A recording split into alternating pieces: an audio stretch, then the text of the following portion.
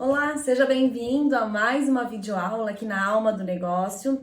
Essa é uma série especial que está sendo gravada para o Queda Livre e o objetivo dessa série é se aprofundar um pouco além dentro de determinados temas. A gente selecionou aqui para essa semana especial, para que você usufrua desse conteúdo, 5 sentimentos, 5 autopercepções, e a gente vai cada dia trabalhar especificamente com uma delas. A gente já trabalhou no vídeo anterior, na aula 31, sobre o vazio, sobre o sentimento de desconexão, de tristeza, que muitas vezes a gente se depara.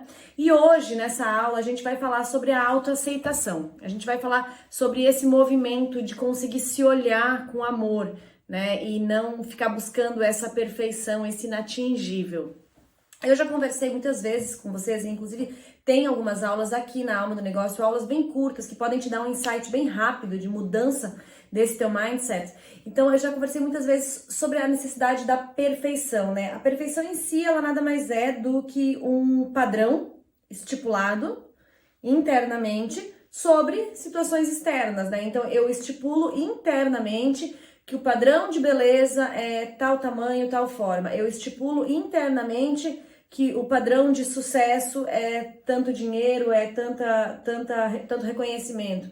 Eu estipulo internamente que o padrão externo de convivência é tal, e aí eu vou fazendo isso. Mas isso tudo são padrões que a gente deduziu, né? Inventou, comprou dessas invenções sociais que acabaram se tornando convenções sociais.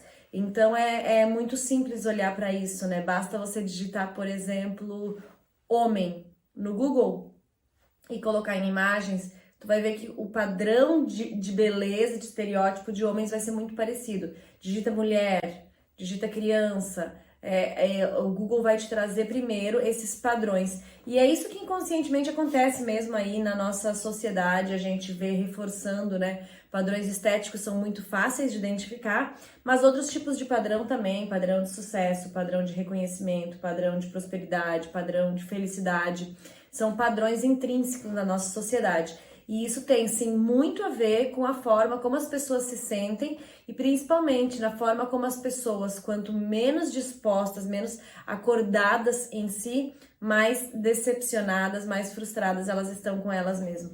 E se você está frustrada com você em alguma área da sua vida, se você sente que você não aceita determinado desempenho teu, não me entenda mal, não acho que eu estou dizendo aqui que você não está acordado ou você não está preparado, né, consciente, mas talvez nessa área específica o seu despertar esteja um pouco confuso.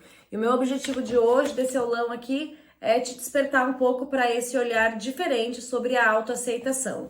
Bom, então eu acho que a primeira coisa que a gente precisa compreender aqui é o que é de fato se aceitar, né? O que é de fato se olhar com amor.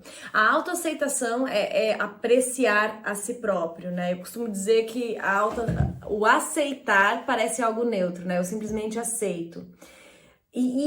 Eu aceito sem julgamento, mas eu passo a um nível de apreciação daquilo que não é tão bom. Então, eu aceito, por exemplo, Cássia, eu tenho uma autoaceitação comigo, que eu tenho um tom de voz alto, que eu falo muito,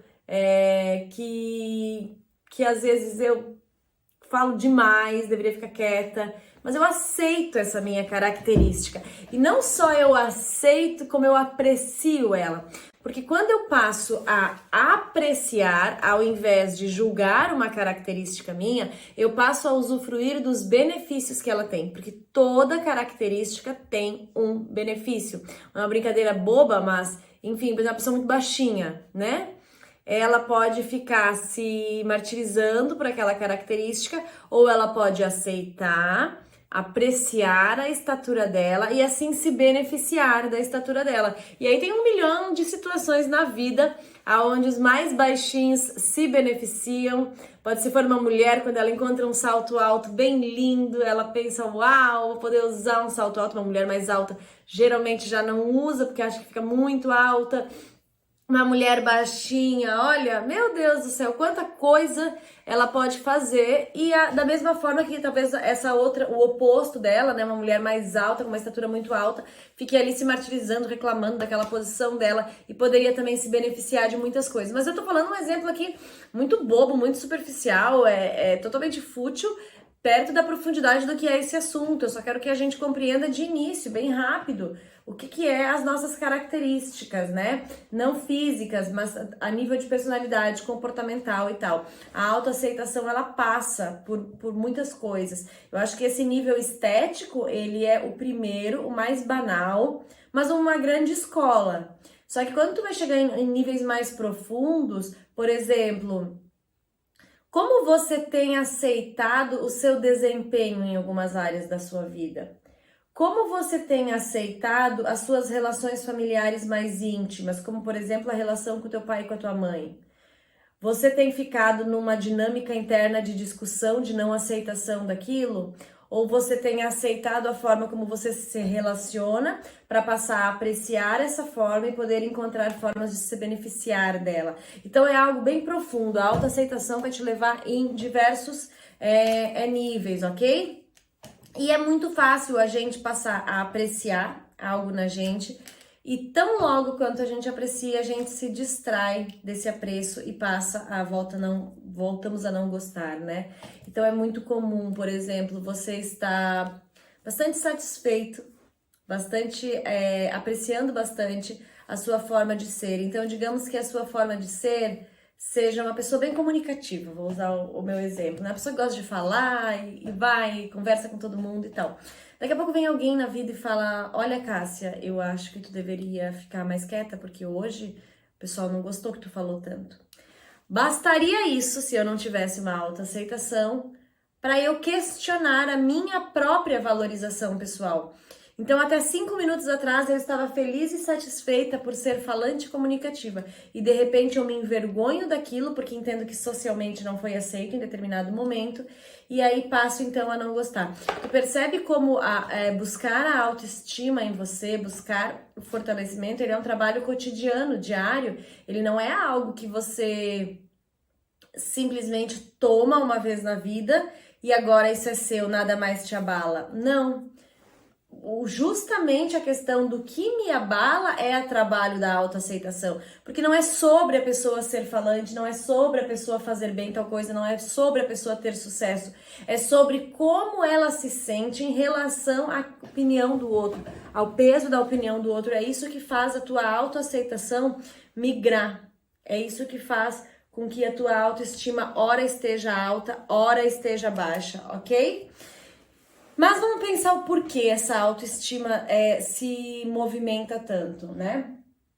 Bom, se a gente for falar aí a nível dos motivos pelo qual uma pessoa trabalha em si a sua própria autoestima, a gente pode considerar que no primeiro e mais importante dos fatores seria o fator de criação, o fator familiar, ok?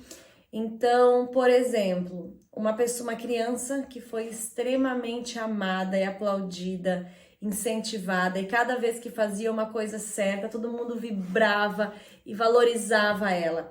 Essa criança, ela foi extremamente amada. E agora ela quer continuar sendo extremamente amada quando ela é adulta, porque ela aprendeu como é bom ser extremamente amada. Acontece que agora é mais difícil ela ser aplaudida, vibrada, cada um tá vivendo a sua vida. Então essa pessoa entra num nível de exigência tão alto com ela mesma, porque ela precisa fazer tudo muito certo para ser muito amada, para se sentir perfeita, para se sentir boa o suficiente. Tu compreende? Então a história da pessoa atrás. E o contrário faz o mesmo. Uma criança que não foi amada, pelo contrário, não foi incentivada em nada, não foi criada com amor, o que ela fazia não era importante, cresce e se torna um adulto numa busca incessante, infundada, infinita por ser amado. Então é aquela pessoa que não se aceita como é, porque compreende que como é não é o bastante para ser amada e por isso está sempre nessa busca infinita de tentar ser amado. Eu quero que tu compreenda aqui, porque eu sempre parto do princípio que todo mundo que está aqui dentro é muito inteligente, que talvez esses exemplos não sirvam para você em todas as áreas da sua vida, mas eles não servem para mim também em todas as áreas da minha vida, ok? Então você precisa pensar individualmente, esse é o exercício do trabalho, do aprendizado, individualmente em cada área da minha vida. Então, na área profissional da minha vida, eu aceito o meu nível de sucesso, eu tenho uma boa aceitação com as minhas capacidades, com os resultados que eu tenho, com a forma como eu lido com os projetos. Ai, guria, não, no trabalho eu sou bem insatisfeita, sabe? Parece que nunca tô fazendo certo. Então, aí analisa o teu histórico, a tua forma de criação baseada nisso. Olha para os relacionamentos. Nos relacionamentos, eu aceito como eu sou, quem eu sou, como namorada, como esposa, como marido, o que eu posso entregar, eu valorizo a pessoa que eu sou, eu me dou valor nas relações, ou eu me sujeito a coisas que não são tão legais, que eu sei que não são boas para mim, mas eu não sei por que eu me sujeito a isso.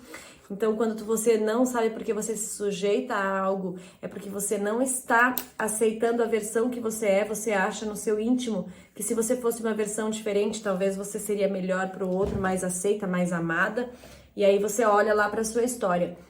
Então, o primeiro movimento de reconhecimento é olhar para a tua história. Eu fui muito amada ou eu sinto que eu fui pouco amada no sentido de incentivo a ser quem eu realmente sou. Ai, olha, minha família me amava, vocês não aceitavam bem como eu era, sempre queriam que eu mudasse. Ok, então você está um adulto que está sempre querendo mudar para agradar o outro, para tentar achar esse teu lugar seguro. Nossa, Cássia, eu fui muito incentivada quem eu era. Meu pai e minha mãe me incentivavam, me amavam, me aplaudiam para tudo. Ok, então você continua buscando isso, né? E agora quando você não recebe, o negócio dói para ti, é isso? Então olhar para isso é total libertador, gente. É simples. Eu acho que não tem um vídeo aqui que não tenha gravado até hoje, a gente tá no 32º vídeo, que eu não te diga que o que eu tenho pra falar é muito mais simples do que parece. Eu não tô aqui pra te dizer que o que eu tô te falando é a revelação do mundo. Pelo contrário, é simplérrimo. Só que a consciência é simples. E não é o fato de eu saber. Quando eu tô te falando aqui isso agora, eu tô me reavaliando de novo. Então é assim, a consciência do saber é eu escuto várias vezes, eu compreendo, interiorizo, me questiono de novo, vou, volto. E é essa bem a questão.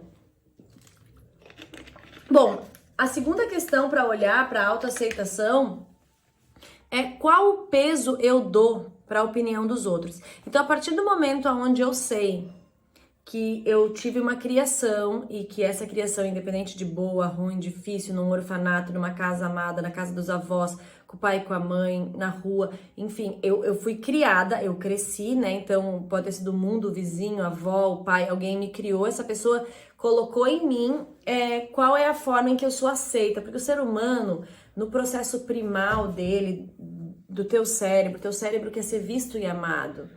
Tudo que tu faz na negação disso te afasta do teu sistema.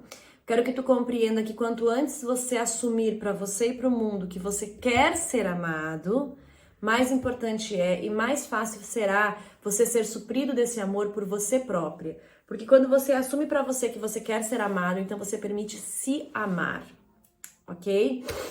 Então olhar para o peso que tu dá para a opinião do outro é algo extremamente importante.